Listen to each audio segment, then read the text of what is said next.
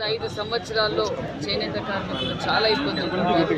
కొన్ని చోట్ల ఆత్మహత్యలు కూడా చేసుకున్నారు. 14లో 19లో వచ్చిన చేనేత కార్మికులు అనేక సంక్షేమ పథకాలు వచ్చేటివి. 9 నుంచి 24 వరకు చేనేత కార్మికులు చాలా చోట్ల ఆత్మహత్యలు కూడా చేసుకున్నారు. ముడి సరుకులపై రేట్లు పెంచడం, అదే విధంగా జీఎస్టీ పెట్టడం, కరెంటు బిల్లులు పెంచడం, తయారు చేసిన చీరలను ధరలు లేకపోవడం, అదే విధంగా మార్కెటింగ్ లేకపోవడం, అనేక విధాలుగా చేనేత కార్మికులు చాలా ఇబ్బంది పడుతున్నారు. వాళ్ళ సమస్యలన్నీ రాసుకున్నాం.